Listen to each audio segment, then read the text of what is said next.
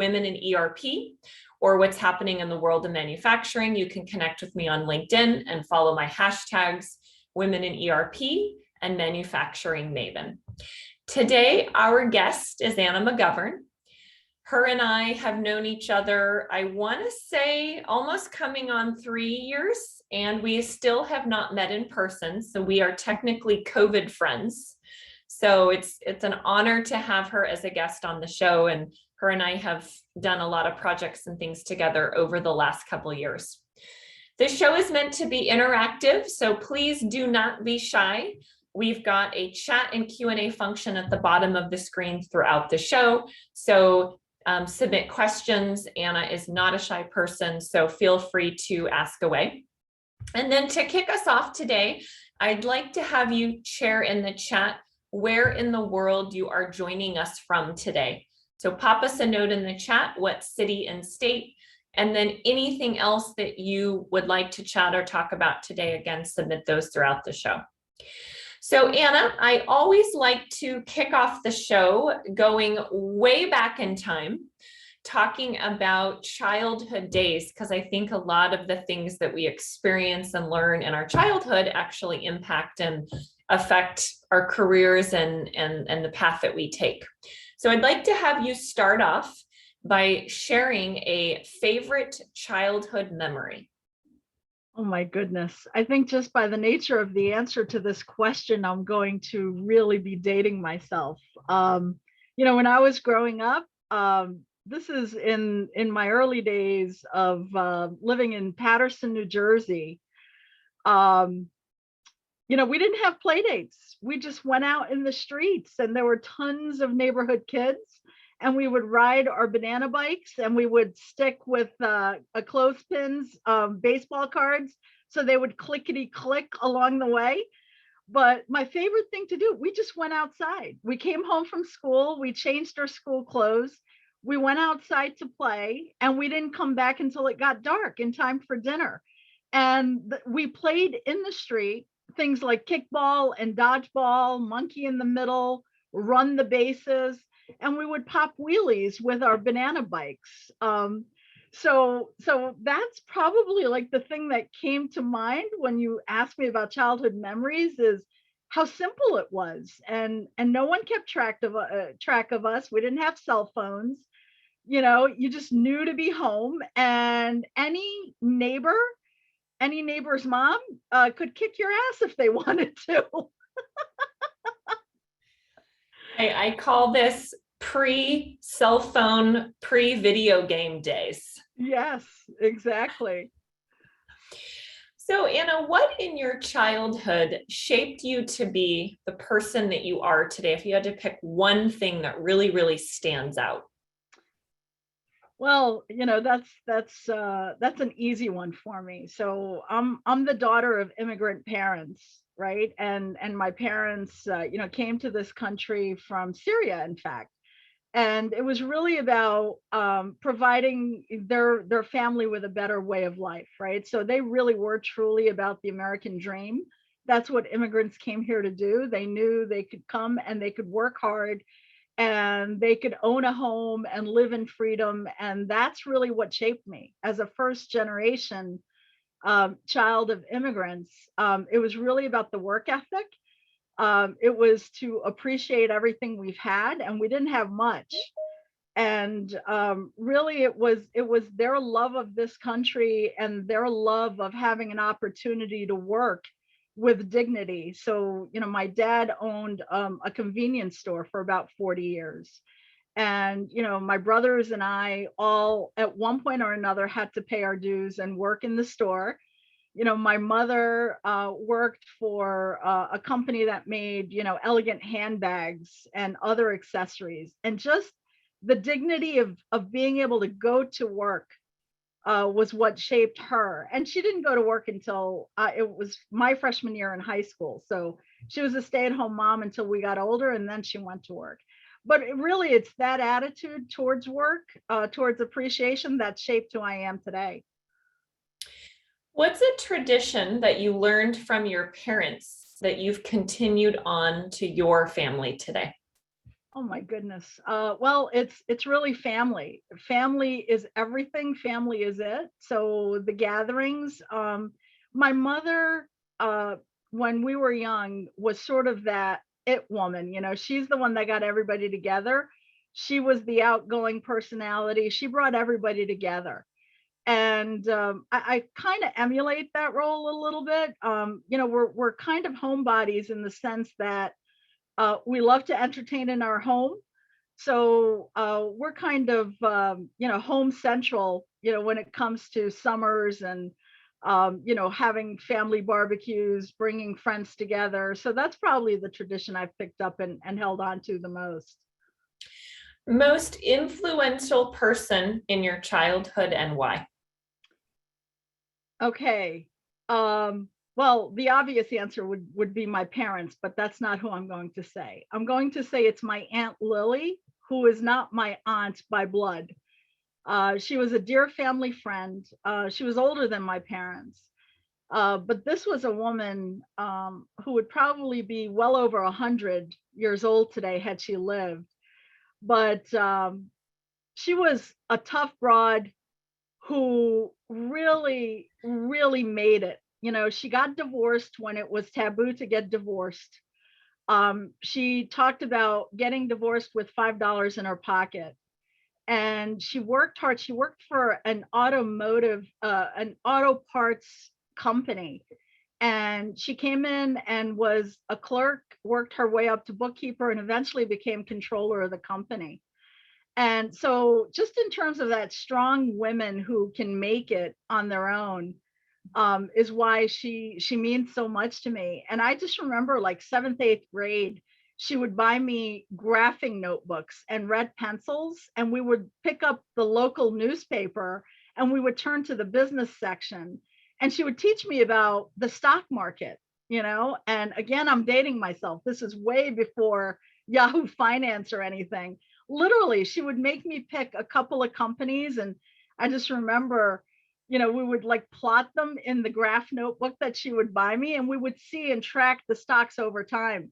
She made a fortune investing in stocks, investing in real estate. And when she did finally pass away, she was an incredibly wealthy woman, and she was completely self-made. And she is my idol. And she got me my first day timer. Again, I'm dating myself. Do you remember day timers? When I graduated from high I school, she wasn't bought me a even going day to timer. ask. It's a planner with pages. It was like a planner that you add pages to, and you write everything down. So that concept of planning, you know, that's what she gifted me after high school. So, final childhood question, and then I want to transition into college days. Okay. What's one thing you learned as an adult that you wish you knew as a kid? Oh my goodness. I would have to say, don't be in a hurry to become an adult. Enjoy your childhood. You know, it's like, you know, how old are you? I'm 12 and a half. You know, what do you want to be? I want to be old enough so I can drink, and I want to do this and do that. You've got your whole life to work for the rest of your days.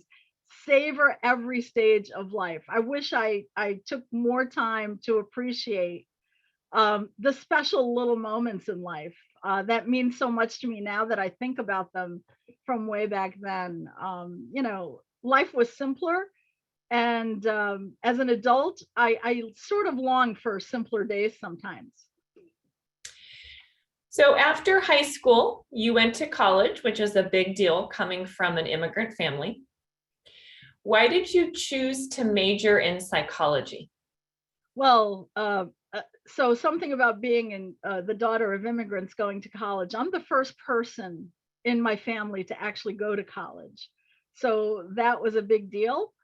I studied psychology thinking I wanted to go on and become a psychologist, quite frankly.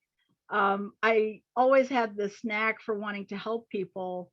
I also thought I wanted to be a teacher, so I thought I could combine the two. But, you know, I think I've always had that entrepreneurial spirit.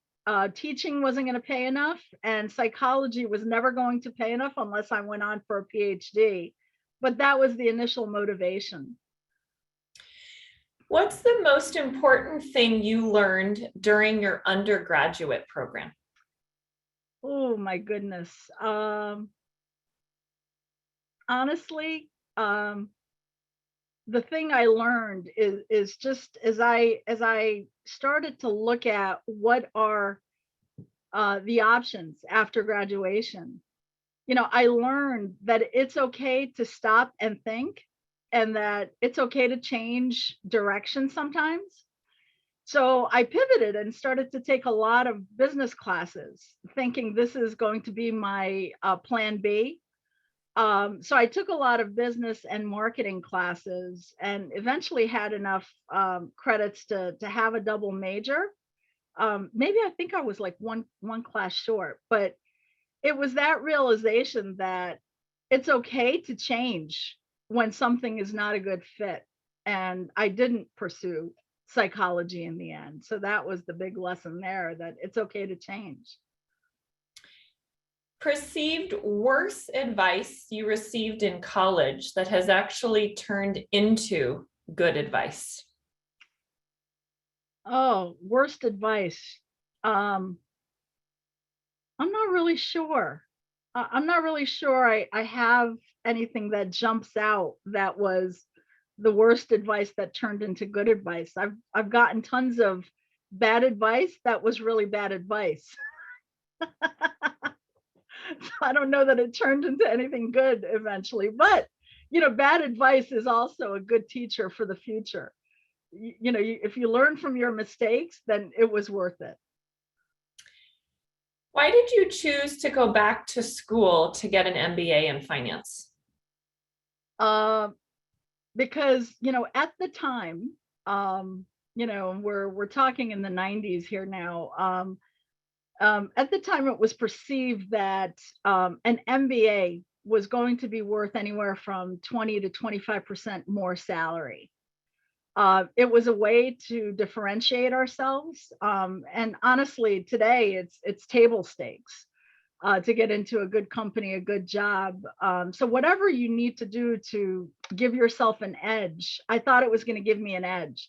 What I really wanted to do was get an MBA in marketing, but at the time, an MBA in marketing was a dime a dozen unless you were going to the big, designer degree schools, the Ivies and everything else. So finance, although I hated every minute, I thought it was going to be a good way to differentiate myself. And I'm so glad I did, because it was really important to have that background, being a supply chain and procurement professional. So was getting an MBA worth it? The It time, the was. money, the stress? It was. I had no life. I was single at the time, so I worked full time and went to school at night. It took me 3 years to complete all the credits. It was worth it because I did get that bump in salary. It really did propel me ahead. So after college, what was the best and worst part of your first paying gig? Hmm. So I joined a company that was in the business of making industrial plastics products. So the company was the maker of something called polycast, which is the competitor to plexiglass. We also made things like naugahyde and other things, and so it was an industrial space. I took the job, the first entry level job.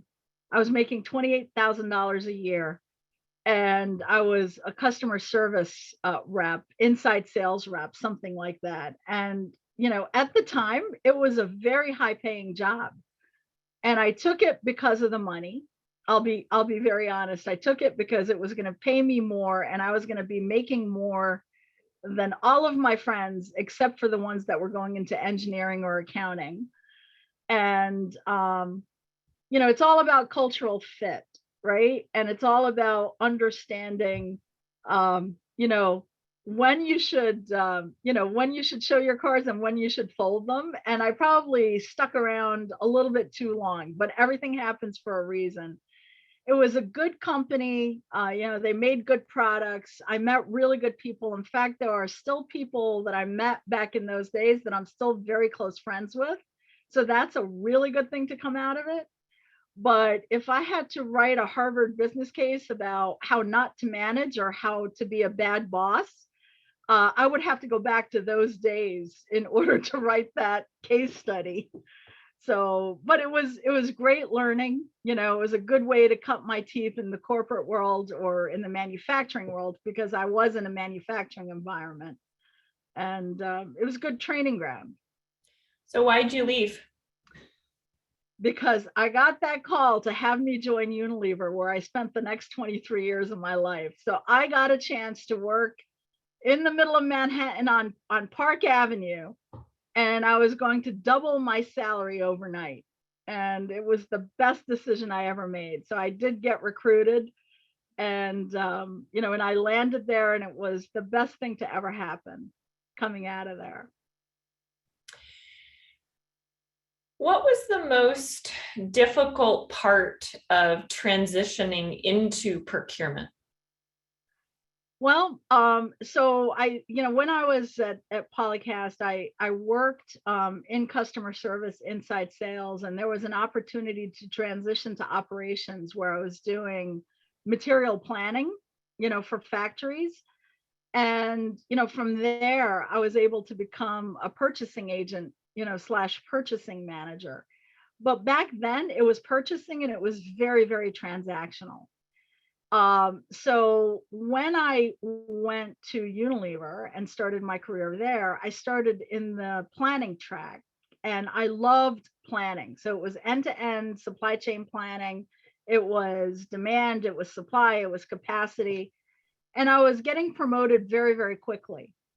And at Unilever, you had to sort of check off more than one lane in the supply chain highway. So if we look at, plan, source, make, and deliver, I had the manufacturing bit, so I had the make, I had the plan. I didn't have, source and deliver at the time. And as I was looking at it, I wasn't going to move to a factory. So I was like, you know what? Why don't I get into purchasing? It was still called purchasing. So I did it sort of to check off a box, right? And at the time, we were making that transition from purchasing to supply management. So the evolution of procurement is purchasing, supply management, strategic sourcing, procurement, and the professionalization has continued from a strategic standpoint. So I did it, and I didn't know the difference. I was working in consumer packaged goods. I didn't know the difference between a bottle and a cap.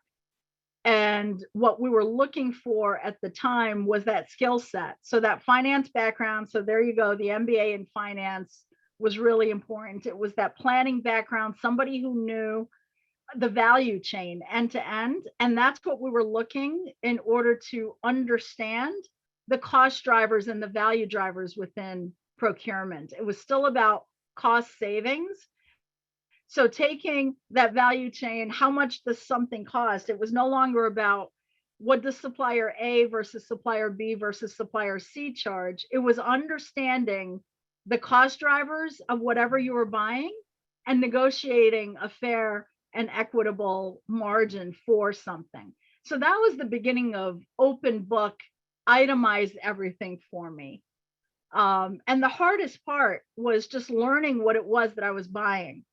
Right. So I was visiting a lot of suppliers, going to factories, putting on my safety shoes and goggles, and standing with operators, learning what it was that I was buying. How do you make a bottle? How do you make a cap? An injection molded, components, and so on. What skills were most important during your procurement career at Unilever?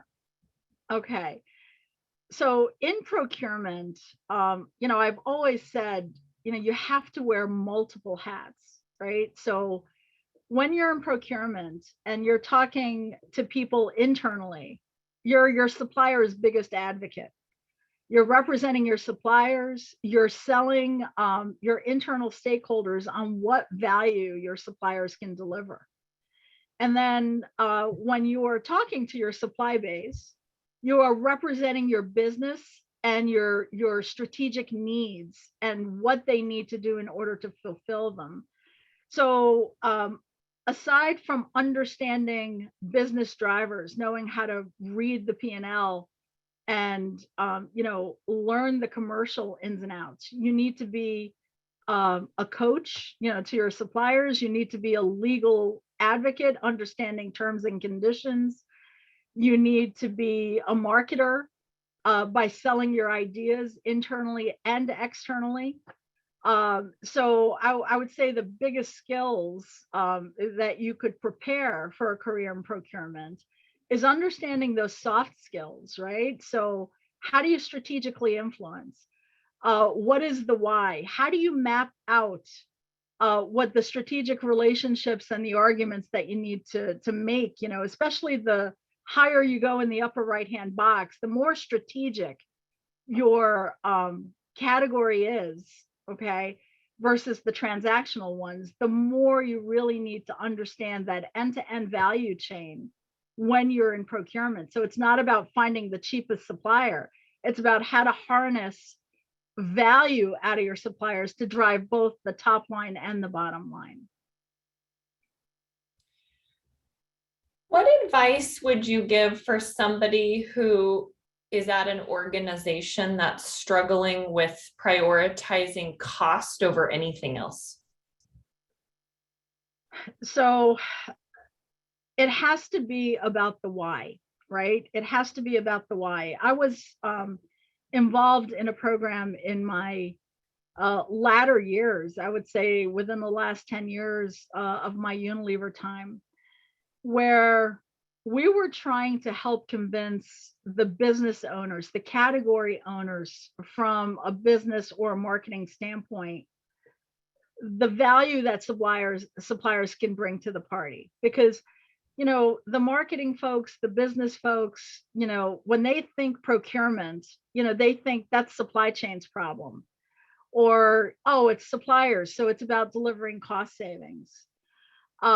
It's really about convincing them that having collaborative discussions and partnerships, there is that tangential value that you get, adjacent industries. What can you learn from other industries that are going to drive your innovations?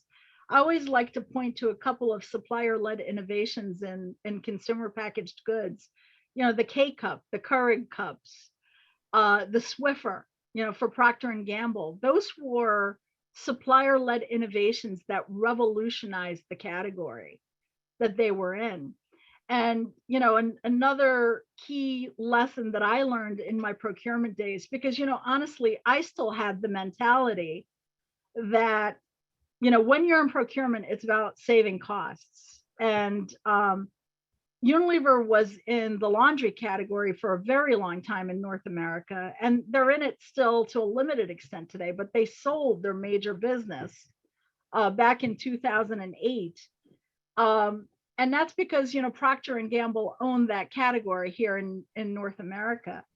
But Walmart had gone to Procter and Gamble to talk about sustainability within the laundry category. And they didn't get a warm reception necessarily. So they approached Unilever.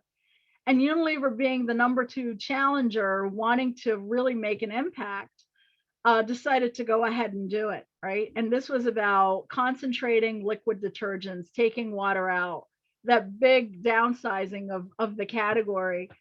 And we were going to go into a test market. And I was in procurement, and the supply chain folks came up to me, and they needed bottles, and they needed, small bottles from Europe, air freighted in to North America, so that we can do a test market. And I flipped my lid because, do you have any idea how much this is going to cost? So I was thinking in terms of cost. And my biggest champion and my biggest mentor, the head of the supply chain, who is a Scotsman, invited me to his meeting, to his staff meeting. And it was in front of everybody. And he was very kindly teaching me a lesson without embarrassing me. But as I look back on it, he asked me about the vision of, we have an opportunity to create $100 million category here. How much is it going to cost to ship these bottles? I'm like, $1 million, $1 million to air freight them. And he said, would you take $1 million bet to create $100 million business? And it was such an obvious question that I left the room thinking, wow, that was really silly of me, right? And I called up my supplier, and this is where I had to put on my marketing and sales hat. Here I am, the customer. I had to call my supplier to create a business opportunity that they weren't convinced was a good idea. And I had to sell them on why they should partner with us and help us go to market, right? Long story short, it took $15 million of total investment in terms of in terms of promotion and advertising to create $100 million source of revenue. We were able to concentrate, revolutionize the category, and that enabled a 1,000 basis point improvement in margin that allowed Unilever to sell that business at a high profit. And it was that decision, that revolutionary conversation that switched my mindset, that it's not about cost, it's about value. When telling that story, you mentioned your boss. Tell me about the best boss you've ever had and the most important lessons you learned from him or her. So Alan, okay, so he is by far and away, and I've been blessed throughout my career to have had so many great bosses, but he was really transformational in his thinking.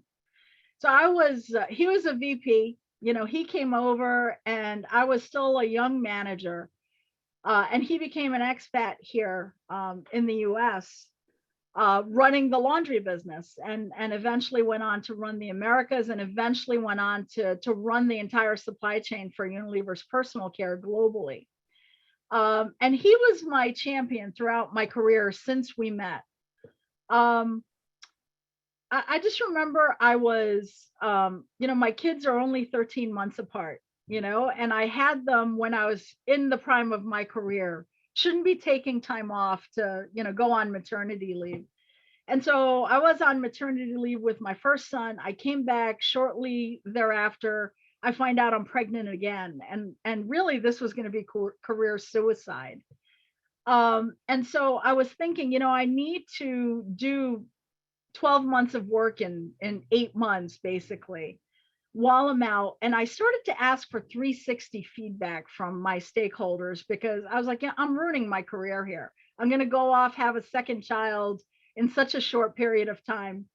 And I remember I emailed him, Alan, can you give me some 360 feedback? And he said, this isn't something I'm prepared to do in an email. Why don't you contact Karen and set up some time in my office? So he gave me 2 hours of his time. Okay. And this is back in 2003 when no one was asking the question. And so I'm sitting in his office and he said to me, well, you're a mother, you have a young child at home, you're going to have another infant. What do you need from the company in order to create work-life balance and to give you the bandwidth to be a good mother, take care of your family, and still manage your career? And I looked at him like he had 6 heads, because no one had ever asked, no one had ever cared. And it was such a mind-blowing question that somebody could care what a young mother who is in the midst of her career. And he said to me, he goes, we will wait for you. You just have to be very clear on what it is that you need. And this is the first of many transformational conversations that he and I have had. He supported me throughout my career, and he did that with everybody. There was nothing special about me, but that's the kind of impact he had. And he was the kind of person that could see 100 steps ahead of everyone else. He could just envision the future and then bring everybody along. He just brought you along and was always teaching and adding value to your life. And that's what makes him stand out in my life. He's probably, next to my parents and a couple of really good professors, the most influential person in my life from a career perspective. What makes you a good leader? Well, I try to apply a lot of what Alan taught me over the years, and it's not just Alan. I've been very lucky. I had, one of the few female bosses that I've had who was amazing. And she was somebody I business partnered in procurement. She was leading the supply chain, and I was her business partner. She was an expat from Brazil, and we became very, very close friends. And then she was going to become my boss. And and she basically helped me to understand that you can compartmentalize and that you could have different roles to play and different ways to talk to people. What makes me, I don't know if I'm a good boss or not, but what I do is I always like to hire the very best of people, surround myself people that are better than me. And I usually trust them, and I just unleash them to be able to leverage and exploit their strengths.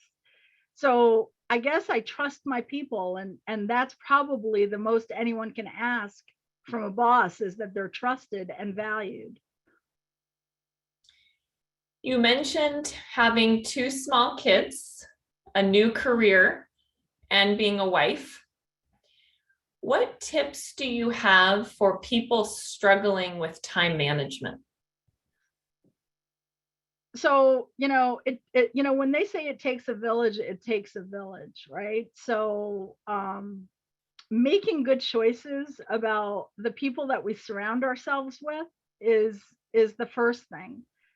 The reason I was able to work and create this balance in my life, have a really good growing career, become a good mother, become a good wife, is because I had a good partner, right? So, kudos to my husband who enabled me and supported me and allowed himself to take a back seat. But, we're both very pragmatic and very practical. It was a math equation. Who has the higher earning power? What do we do? Okay, you've got the higher potential. So he worked to support my career. And, and then by having him pick up a lot of the responsibilities at home allowed me to deliver, on my time management. But let me get back to my Aunt Lily and that first gift after high school, that daytimer, where I could plan my time. I have always been the type of person that needs to write it down. So, like, this is my Panda planner. I'm holding it up, but you can't really see. There you go. It's a blank planner, and I've got hundreds of them. And then I've got my colored, you can't tell, but these are colored pens, right? And I write everything down and I color code it, right? I've always done that. And it goes back to those early days of using a planner. I plan out my day. Now, I am extraordinarily tech savvy. I've got my phone, I've got my computer, so I'm using my Outlook calendar. I've got all the devices. There's something about writing it down because it makes it stick. And you need to be disciplined in planning everything. So you need to block out a time when you can focus and actually do work uninterrupted. Plan time for reading emails. Do not become an email slave. Leverage technology to enable you to become more productive. So use, the Microsoft tools, the Google tools, etc., to drive that. But again, focus, and you need time to work. You need time to walk. You need time to exercise and eat and all of that good stuff. Plan it, from the moment you wake up, plan it. Even the time to journal and to meditate. When I wake up at 5 a.m, and that's blocked out. Okay. I block everything out in my calendar. I'm not obsessed, but nearly. with making sure that, I've got a plan in place, and it's okay. If you don't check off everything on your to-do list, there's always tomorrow. So don't beat yourself up, give yourself a little bit of grace. We'll have to do a follow-up show and tell of Anna's calendar and to-do list. Okay. So you spent about 22 years at Unilever, and then you left and you ran procurement for Arcade Beauty. Why the transition? Well, at the time, we're all like milk, right? We're all like milk. We all have an expiry date. And my time at Unilever was going to be coming to an end, and I could see the writing on the wall because I was in a global role sitting in the US. Not a good place to be when you're in a global role.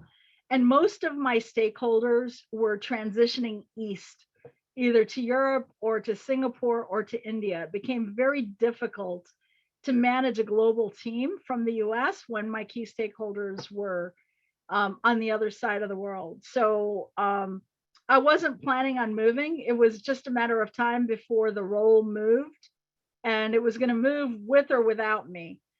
So I probably took the last 18 months of my time there to really be planful about my exit.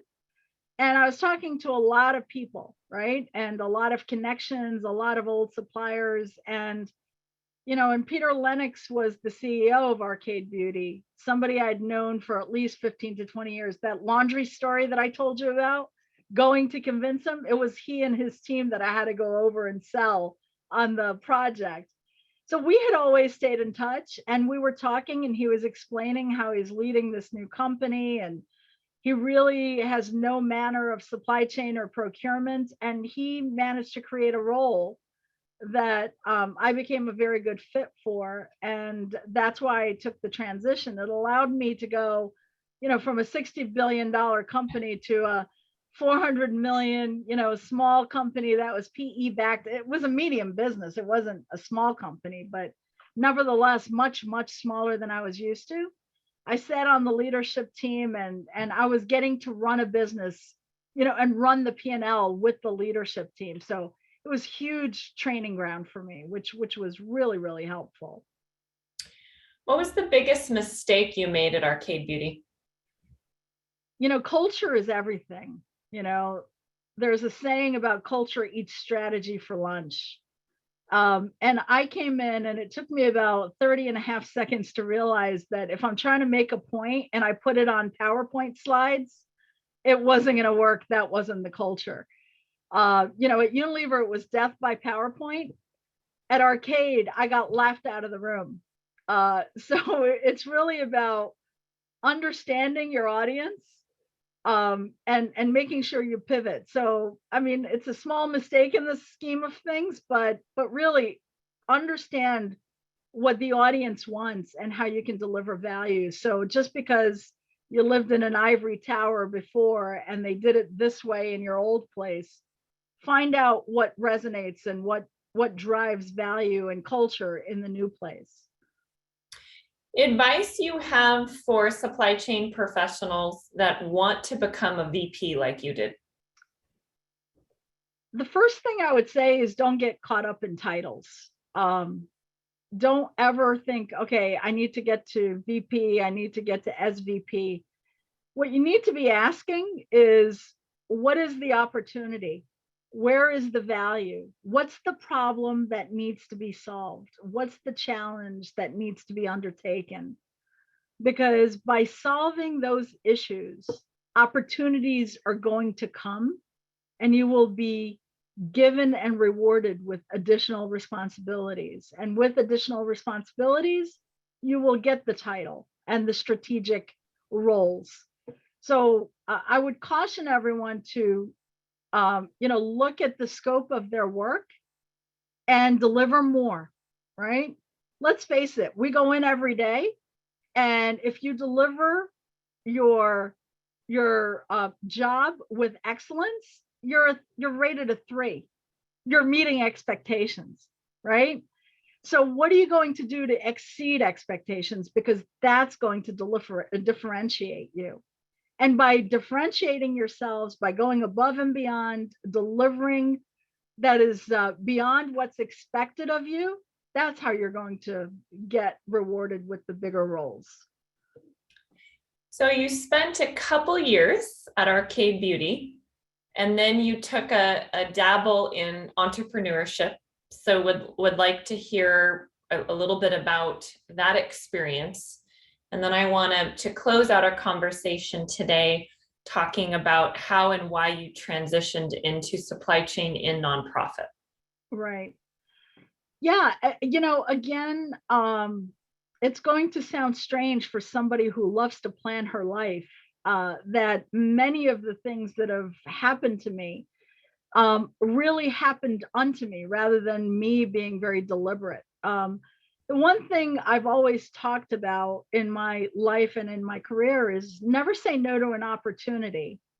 And, be open to signs, be open, and be ready to pivot.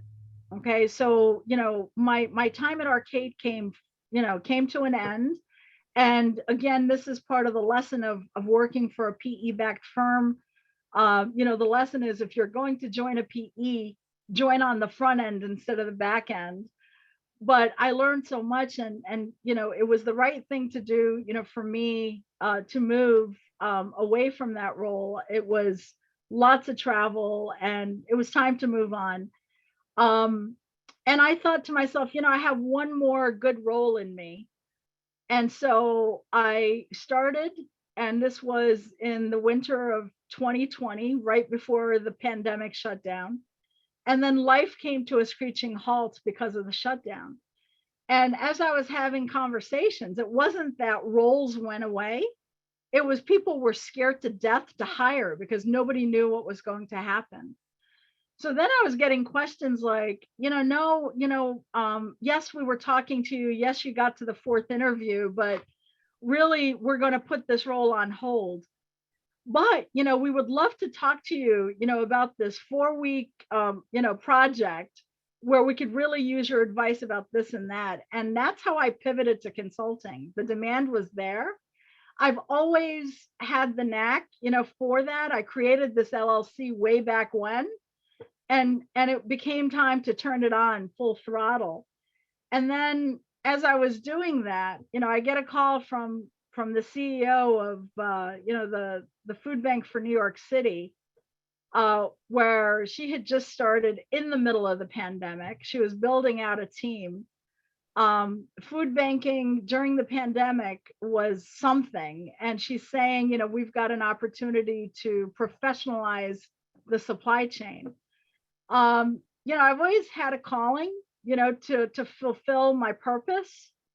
And it sort of came, with this thought that I can use 30 years of training to finally live out my purpose. So take 30 years of training and talent and now apply it to doing good in the middle of a pandemic. It seemed like a natural fit. I've had a lot to learn in that transition, but that's what prompted the transition to leading the supply chain in nonprofits. What is the hardest part of working at a nonprofit? It's the hardest job I've ever had, right? So it's an interesting question because we don't have a choice, right? So people are standing in that line hungry. There's 1.6 million New Yorkers that are food insecure. And, the pandemic just exacerbated that situation. And, as you're looking around, because the supply chain and, distribution and logistics doesn't care about your filing status with the IRS.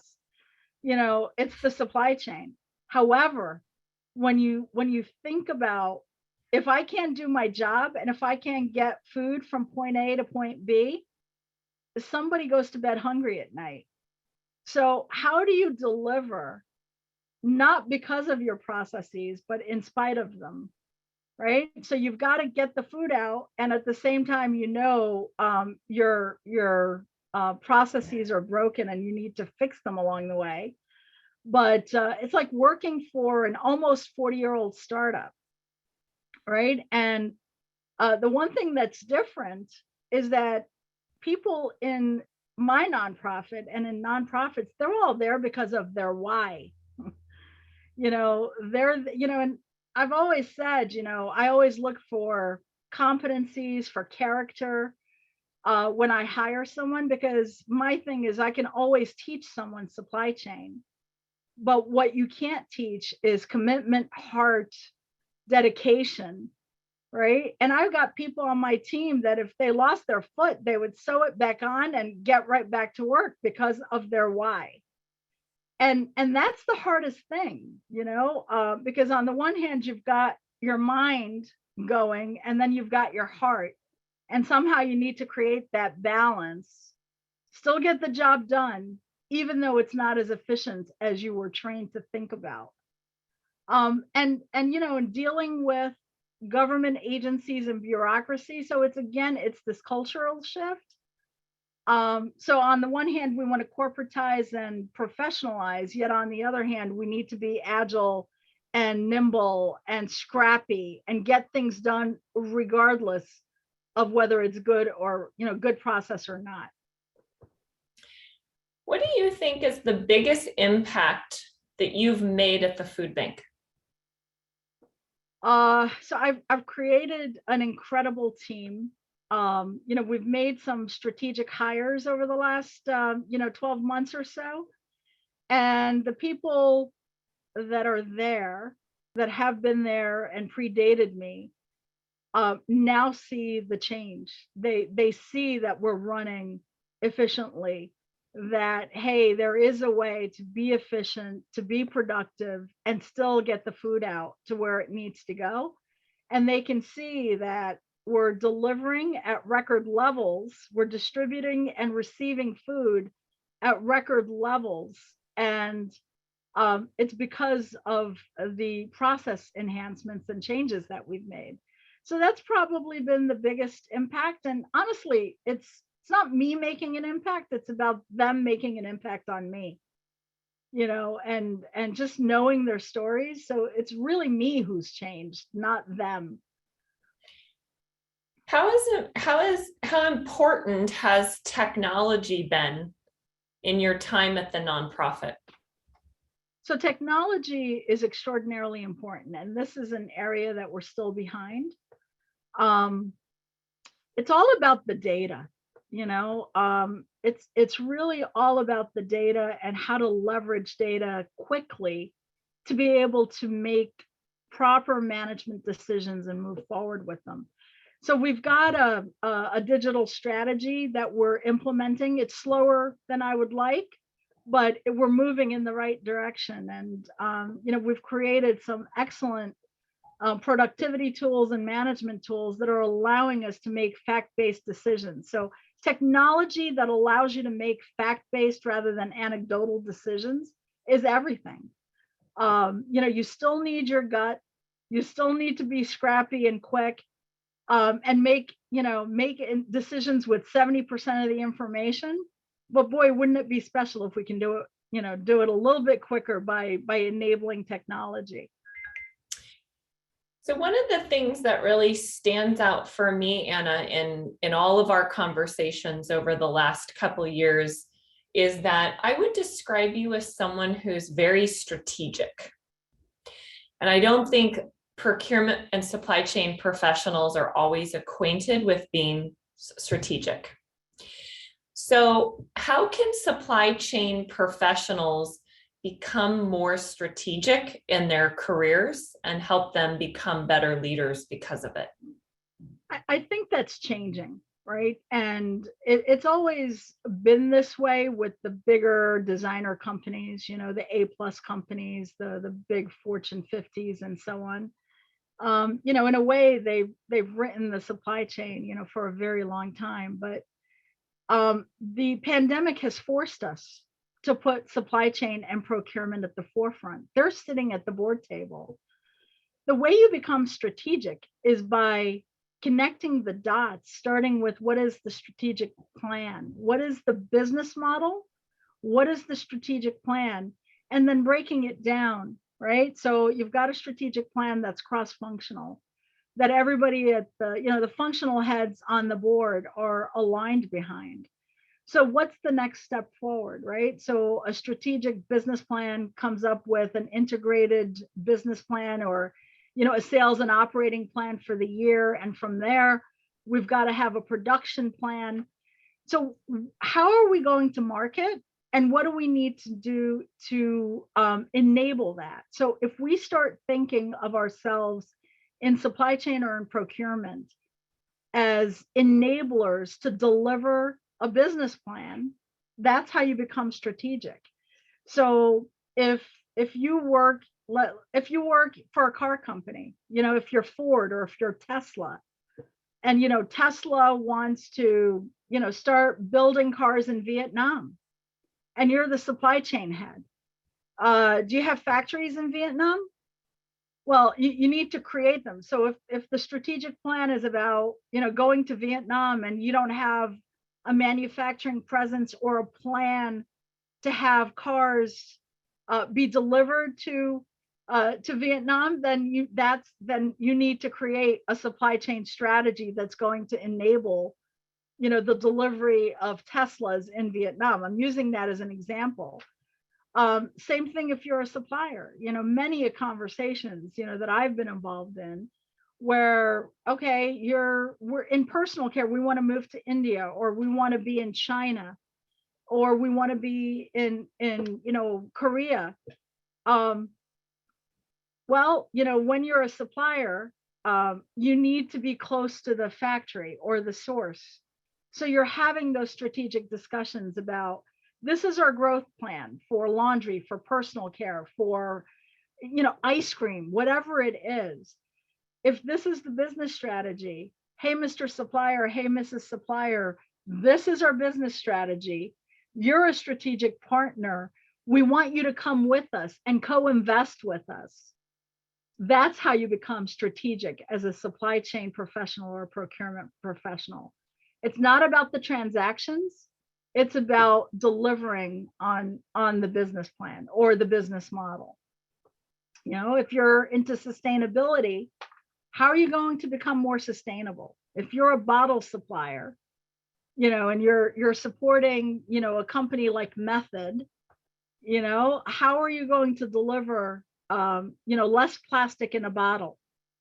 So your job as the category manager is to help the supplier understand the strategy and help them come to work with you in that manner. So in our last few minutes before I close out with my spitfire question, where you do a quick thought or response to each, I want to know what's next for you. I'm one of these people that'll probably take after my dad and not retire until I'm 86. But I just, what's next is I want to continue to grow and learn and make a difference, right? So for as long as I can make a difference, have an impact, and feel fulfilled, that's what I will do, right? And if I can't feel that, then I will stop that activity and move on to something else. So right now there are hungry people in the world, and I'm helping to feed them. So that's a very fulfilling mission. So that's the answer to that one. All right. So I'm going to ask you 6 spitfire questions. Question Okay. 1, accomplishment you are most proud of. From a career perspective, I would have to say that laundry story I told earlier. Just being able to make that shift in my thinking probably is my career highlight. Quality you admire most in yourself. My ability to see the good in everyone around me. What's your dream? That my kids are happy and fulfilled in their lives. Biggest pet peeve? People who respond to emails. I've got this rule that if it takes more than 3 emails, it needs a phone call. Favorite thing to do in your downtime? Oh, spend time with my family. I've got sons that, are athletes and musicians. And anytime I could be in their presence while they're doing what they love is a favorite activity. That and being around my family and friends entertaining. A bucket list item. Hawaii. I've never been. I've never been to Hawaii, and I hope I could just like knock myself out and bear the 10-hour flight to go. For those that joined us today or are watching on demand, what's the best way for people to connect with you if they'd like to continue the conversation or follow your content? The best way is probably to reach me on LinkedIn. I'm active on LinkedIn, and I do check my messages. Probably need to do it a little bit faster, but that's the best way to get a hold of me. Awesome. Well, Anna, thank you very much for being on the show today. Join us next month on February 16th at 2 p.m. Eastern Time for our next supply chain interview.